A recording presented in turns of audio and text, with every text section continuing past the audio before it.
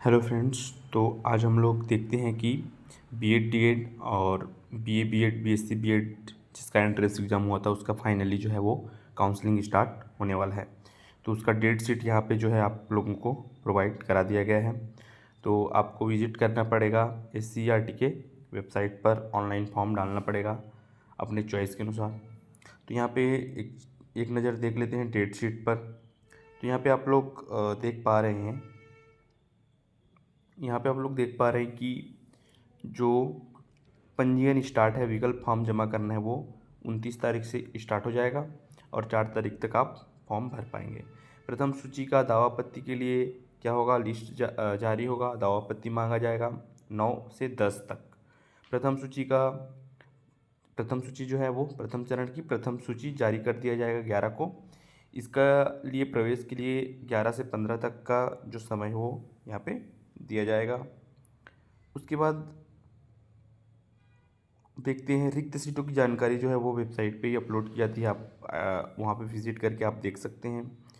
उसके बाद आपका प्रथम चरण की द्वितीय सूची, मतलब आप एक बार फॉर्म भरेंगे तो प्रथम चरण, फिर द्वितीय चरण उसी से होगा। जिसको अलॉट हो गया उसको अलॉट हो गया, और फिर जिसको अलॉट हुआ है और अगले काउंसलिंग में अगले चरण में उसको भाग लेना है तो वो क्या कर सकता है कि जा कर के वो रिजेक्ट करना पड़ेगा उसको, जो कि पिछले बार हुआ था। उसके बाद आप लोग यहाँ पे देख सकते हैं कि प्रथम चरण की द्वितीय सूची को जारी कर देंगे 18 को। फिर एडमिशन का टाइम दिया जाएगा 18 से 22। फिर रिक्त सीटों की जानकारी अपलोड की जाएगी। उसके बाद फिर प्रथम चरण की 3 सूची। तो यहाँ पे ध्यान रखिएगा, एक बार आप अच्छे से फॉर्म भरेंगे तो आपको क्या है, प्रथम चरण में मिल सकता है, फिर द्वितीय चरण वहाँ नहीं मिला तो द्वितीय चरण, वहाँ नहीं मिलेगा तो तृतीय चरण में आपको जो है वो आपके फॉर्म को कंसिडर किया जाएगा, मतलब वही फॉर्म आपका काम आएगा। बशर्ते कि आप अगर कॉलेज अलॉट हो जाता है तो उस कॉलेज को आपको रिजेक्ट करना पड़ेगा। अगर कॉलेज अलॉट नहीं होता तो वो ऑटोमेटिक अगले चरण के लिए चला जाएगा। उसके बाद यहाँ पे देखते हैं तो एक बार पंजीयन होगा और ऑप्शन फॉर्म डालेंगे, 3 चरण 3 लिस्ट निकाला जाएगा, ठीक है। उसके बाद यहाँ पे फिर तीसरा के बाद फिर उसके बाद 3 लिस्ट जारी होने के बाद अगर सीटें बचती हैं तो वो जो है द्वितीय चरण में प्रवेश कर जाता है, और वहाँ पे फिर से आपको पैसा पे करके फिर से नया विकल्प फॉर्म और पंजीयन करना पड़ेगा। फिर द्वितीय चरण की प्रथम सूची जारी होगी, ठीक है। फिर वही प्रोसेस रहेगा, सूची जारी होगी, एडमिशन के लिए आपको 3 दिन 4 दिन 5 दिन का टाइम दिया जाएगा, रिक्त सीट की जानकारी अपलोड की जाएगी। द्वितीय चरण के लिए फिर दावापत्ति के लिए निकाला जाएगा। फिर द्वितीय चरण की दूसरी सूची, मतलब द्वितीय चरण में आपका 2 सूची निकलेगा, टोटल 5 सूची यहाँ पे निकल रहा है। इसके बाद भी अगर बचता है सीट तो आगे भी सूची जो है वो निकाला जा सकता है, या ओपन काउंसलिंग कॉलेज लेवल पर होता है।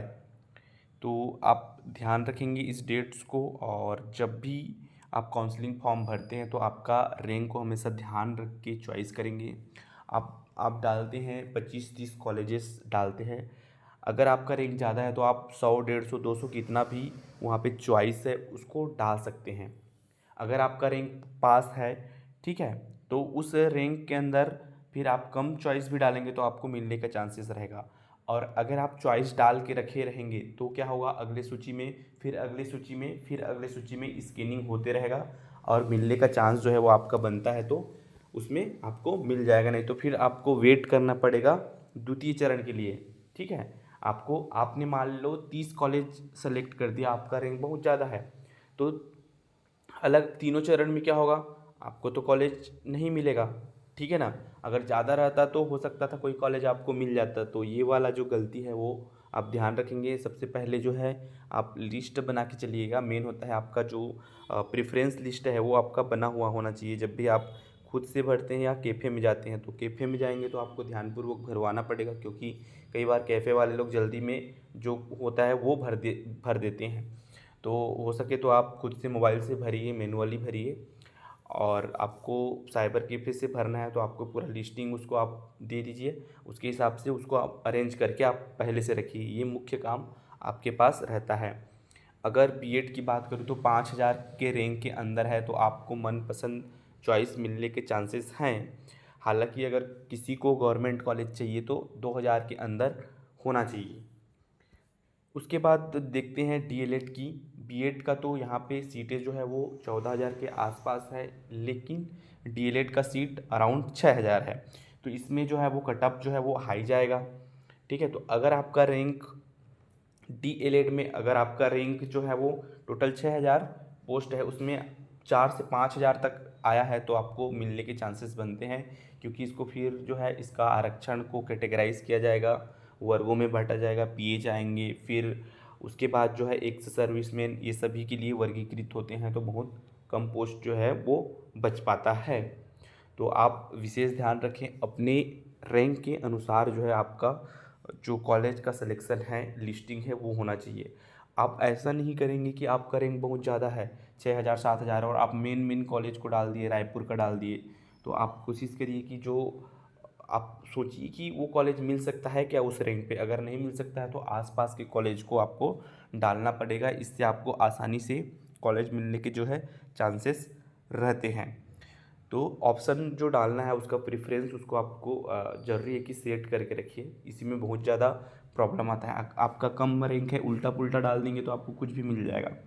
तो अब कम रैंक है तो आपको 20 25 30 ऐसे चूज़ करिए जो आपको मिलेगा, तो आप कर ही लेंगे। नहीं तो कई बार आपको रिजेक्ट कर करके उसको बदलना पड़ेगा, तो इससे आपको फिर परेशानी होएगी। तो अगर आपको इससे रिलेटेड और कोई जानकारी चाहिए तो आप कमेंट करिए। कोई भी समस्या हो तो आप इसमें कमेंट कर सकते हैं, उसका जवाब मैं आपको कमेंट में दे दूँगा। Thanks for watching this video.